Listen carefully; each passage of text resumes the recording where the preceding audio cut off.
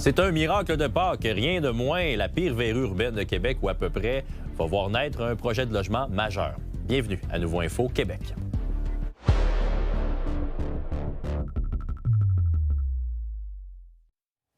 Bonsoir tout le monde, bon jeudi. Bonsoir Mathieu. Le projet fédéral Maison Canada va financer un premier projet d'importance à Québec. C'est le projet de l'îlot Saint-Vincent-de-Paul, un projet évalué à 56 millions de dollars. On va voir 150 logements sociaux ou abordables naître là. Et je le disais d'entrée de jeu, c'est une méchante verrue urbaine.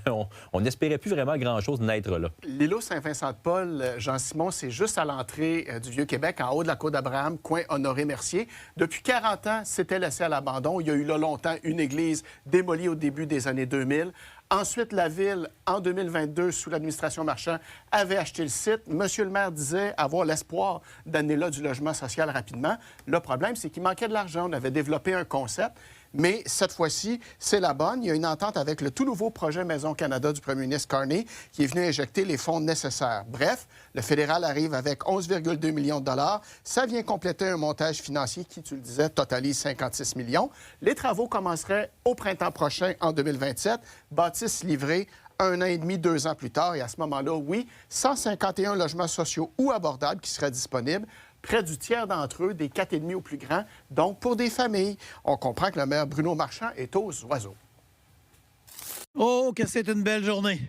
Sincèrement, là, si pendant 40 ans, il est resté là un bâtiment désaffecté au début et maintenant un trou, c'est pas parce que le monde était con, c'est parce que c'est compliqué et c'est extraordinairement compliqué. On aurait pu faire des logements privés qui auraient rapporté beaucoup d'argent à la Ville. Et dans un budget compliqué, je peux vous jurer que ça aurait été un bienfait énorme.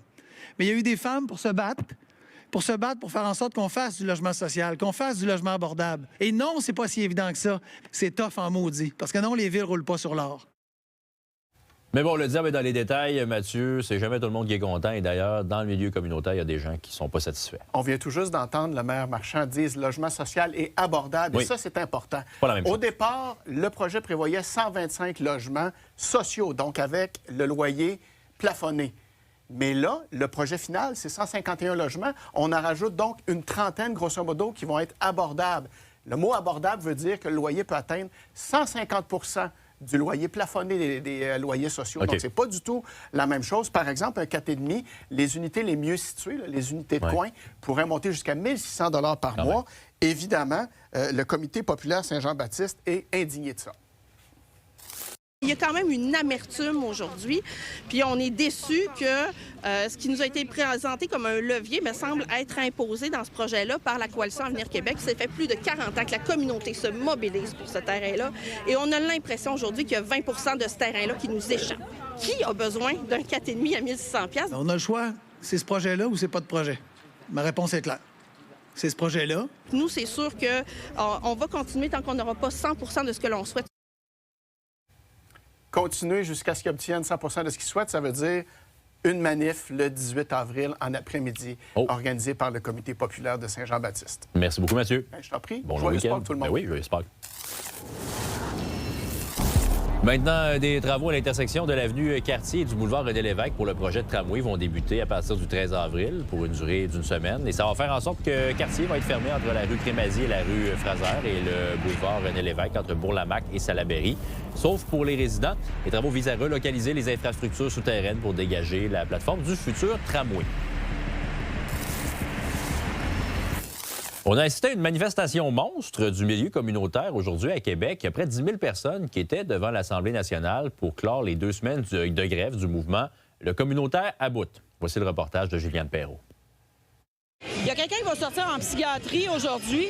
Ben là, le communautaire ramassé là. Nous, elle sort de psychiatrie. C'est pas normal, là. Pour dire au gouvernement, le communautaire, c'est essentiel et il faut nous financer comme il faut. Aujourd'hui, c'est le point culminant du mouvement de grève, le communautaire à bout. Il y a 1900 organismes qui sont ici, donc près de 10 000 personnes devant l'Assemblée nationale. C'est un mouvement de grève historique. Communautaire!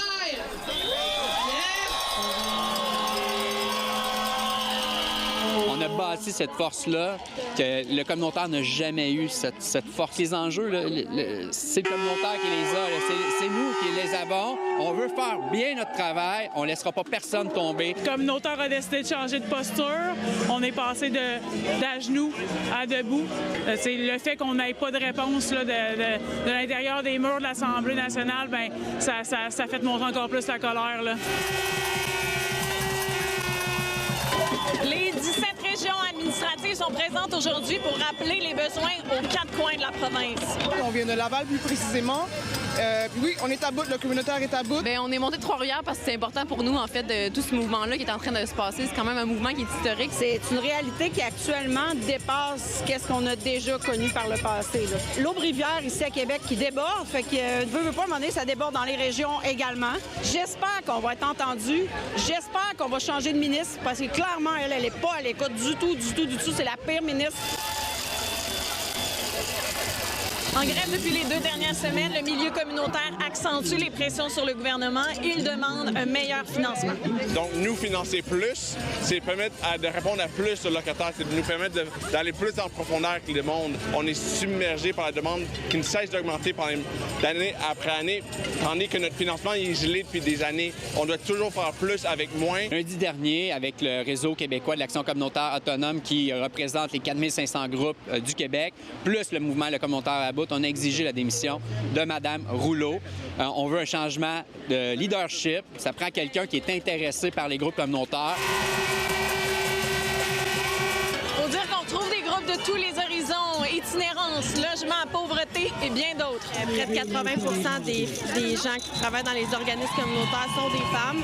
Donc, les conditions de travail sont largement insuffisantes pour les femmes qui travaillent dans le milieu communautaire. On entend la même cassette, peu importe à quel élu on s'adresse. On va être tellement galvanisés que je sais pas, honnêtement, jusqu'où on est prêt à aller, mais on va aller loin. Le mouvement communautaire à bout s'attend déjà à une autre phase de grève. À Québec, Juliane Perrault pour Nouveau Info. Christopher Bouchard, le gardien d'enfants accusé d'infraction de nature sexuelle sur des enfants qu'il gardait, était de retour en cours aujourd'hui. Il fait face à 16 chefs d'accusation d'infraction sexuelle et 14 chefs de bris de condition. Lui qui aurait continué à offrir ses services de gardiennage après son arrestation en septembre dernier. C'était son enquête sur remise en liberté aujourd'hui et une décision va être rendue mardi. Les procédures ont pris un bon moment de la journée parce que le DPCP s'opposait à sa remise en liberté. Dossier de Christopher Bouchard, le ministère public s'objectait à sa mise en liberté. La poursuite était d'avis, en fait, que sa détention était nécessaire pour assurer la protection de la société, des victimes, particulièrement dans le dossier, mais également était d'avis que ça minerait la confiance du public envers l'administration de la justice, qu'il soit remis en liberté. Avoir une famille, ça coûte cher, que ce soit la nourriture, les vêtements, le service de garde, les loisirs, le transport. Et quand on additionne tout ça, ça monte vite. Ça peut même atteindre 400 000 $ pour élever un enfant jusqu'à ses 18 ans. C'est ce qui ressort d'une étude de l'Université de Sherbrooke. Les détails avec Alexandra Paré. Les auteurs de cette étude se sont basés sur des estimations de Statistique Canada à l'effet que le coût pour élever un enfant varie de 18 000 $ à 22 000 $ par année pour une famille à revenu moyen. Par mois, disons, ça représente entre 1 000, 2 000, peut-être un peu plus $. Oui, c'est beaucoup d'argent, bien évidemment, mais non, c'est pas surprenant. On sait à quel point la vie coûte cher en partant. Donc, c'est sûr qu'avec les enfants, ça coûte cher. Un enfant, nourriture, là, habillement, ça doit coûter au moins 7-8 000 par année, par enfant. Calculez, là. Je pense que c'est un gros montant. Effectivement, ça coûte pas mal de sous élever un enfant. C'est peut-être un chiffre qui tient compte d'un ensemble de dépenses pour lesquelles on a des choix. En gros, 4 facteurs influencent le coût d'un enfant. Son âge, le nombre d'enfants, le revenu du ménage et la région géographique où se trouve la famille. Avoir un enfant en plein cœur de Montréal ou de Toronto et dans un petit village sur la Côte-Nord, c'est pas la même chose. On n'a qu'à penser bien sûr au loyer, mais c'est aussi vrai des dépenses de transport. C'est aussi vrai des infrastructures culturelles à proximité ou sportives à proximité. Donc oui, l'aspect géographique est extrêmement important et dans l'étude du centre de recherche, c'est nommé de façon très explicite. Ça me dérange pas vraiment. Là. Tu le payes un petit peu par petit peu, là. Mais je pense pas non plus que j'aurais comme 5 enfants. Là. Je pense que j'en aurais comme 2 ou 1. Là, fait. Ouais, moi aussi, 400 000, ça a l'air bien. Le vrai saut plan strictement économique, donc à la fois pour les familles, mais pour l'ensemble de la société, c'est le premier enfant. C'est vraiment le premier enfant qui fait toute la différence.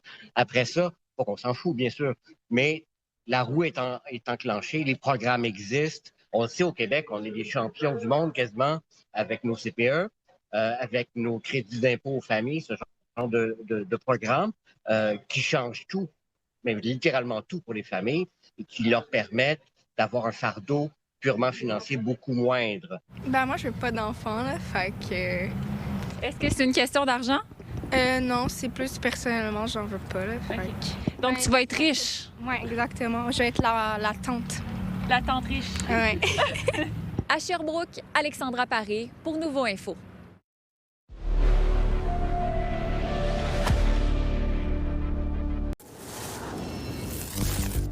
Le SPVQ a procédé hier à l'arrestation de Rodriguez Heiner, un homme de 71 ans, dans un dossier qui remonte à septembre dernier lors de la visite des sénateurs et des Canadiens au centre Vidéotron. Un policier à moto avait été renversé dans le secteur d'Expo-Cité et avait été traité pour plusieurs blessures et fractures. Heiner a comparu ce matin au palais de justice de Québec et fait face à des accusations de conduite dangereuse causant des lésions et négligence criminelle causant des lésions.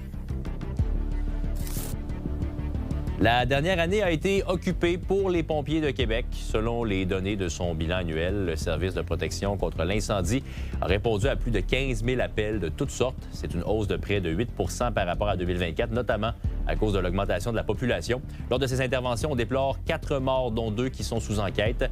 Les 2 autres seraient dus à des articles de fumeurs ou encore à des chandelles.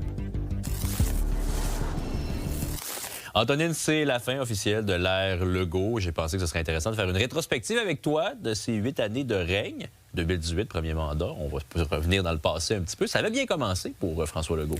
Oui, puis tu as raison de le dire. C'est comme une page d'histoire qui se tourne là, présentement. C'est la fin d'une époque. Une époque qui avait commencé bien avant 2018. Mais quand même, quand la CAQ est arrivée au pouvoir en 2018, ça avait marqué l'histoire. Hein. C'était la première fois que ce nouveau parti politique arrivait au pouvoir. Au début, effet de nouveauté, une lune de miel, oui, avec des surplus. Hein. Les finances publiques allaient très, très bien. Un beau cadeau qui avait été laissé par les prédécesseurs. Et après, très rapidement, on est tombé dans un autre mode complètement, celui de la pandémie, évidemment. Oui, la COVID qui a un peu cimenté son image de bon père de famille, qui l'a un peu entretenu jusqu'à la fin avec son style politique. À quel moment ça a vraiment chaviré pour les caquistes et François Legault? Bien, pendant la pandémie, ça a été vraiment un moment très, très étrange de politique. Les périodes de questions ont laissé place au point de presse quotidien.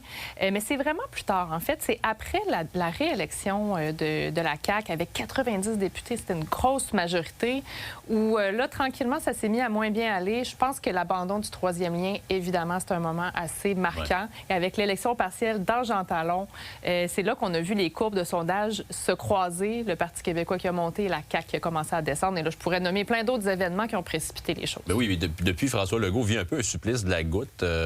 Ça a dû être difficile pour lui. As-tu l'impression qu'il a vécu ça difficilement les dernières années de mandat? Oui, sauf qu'il faut relativiser, puis il faut aussi élargir un peu. Tous les politiciens, tous les chefs de parti, les premiers ministres finissent un peu mal. Hein. C'est un peu le destin des chefs de parti. C'est des cycles politiques. Il a été tellement aimé, il a été dans les 90 de taux d'approbation pendant la pandémie, que la chute semble très brutale.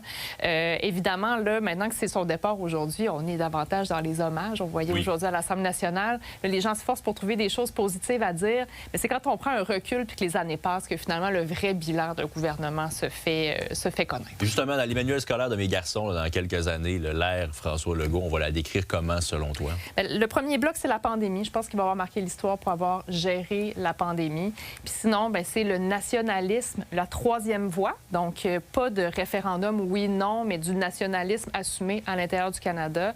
Et son obsession pour l'économie. C'est sûr qu'au niveau des retombées, dans une période trouble économiquement, ça n'a pas été évident pour son bilan, mais c'était l'obsession de M. Legault. Est-ce que ça aurait été une parenthèse, la troisième voie, selon toi, Antonine? Je pense qu'elle va rester pertinente. Par contre, la prochaine élection va être déterminante parce que présentement, on regarde les projections, on voit 0 siège pour la CAQ. Mais l'option politique de la troisième voie, pas mal de Québécois qui sont nationalistes, mais ne veulent pas de référendum. Donc, maintenant que la marque CAQIS est très affectée, on le voit moins. Mais je pense que l'option politique va demeurer pertinente, que ce soit avec la CAQ ou un autre parti qui a une offre politique similaire. Et en terminant, est-ce que François Legault va avoir été un bon premier ministre, selon toi? Moi, je pense que oui. Il faut regarder le bilan dans son ensemble. Et moi, là, je fais une prédiction. Dans quelques années, si M. Legault réussit bien ces années qui suivent la politique, ça va être un des premiers ministres, des anciens premiers ministres les plus appréciés. Quand je dis ça, les gens sont surpris parce qu'en ce moment, c'est difficile. Mais je pense que M. Legault a été dans le cœur des Québécois. Merci beaucoup.